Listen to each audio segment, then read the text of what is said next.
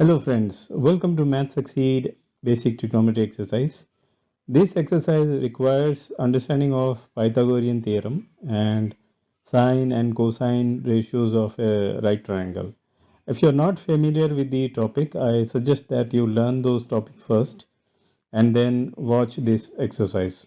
So we are asked this question: find the value of side A if sine of angle A is 12 by 13. So in the given triangle, height is A and base is given, which is 12. Also hypotenuse is not given. Therefore, we cannot use the Pythagorean theorem to find the value of side A.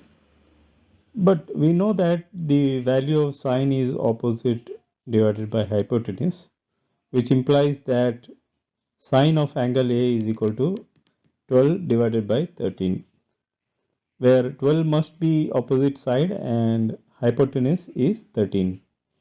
So now let's apply Pythagorean theorem to find the value of side A. We know that A square plus B square equals to C square.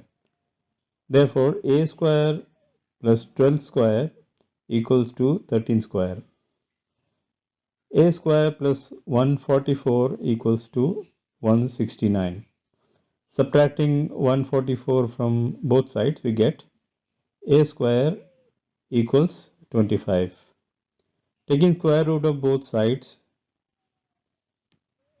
square root of A square equals to square root of 25. So we get A equals to 5. Therefore, the value of side A is 5 units.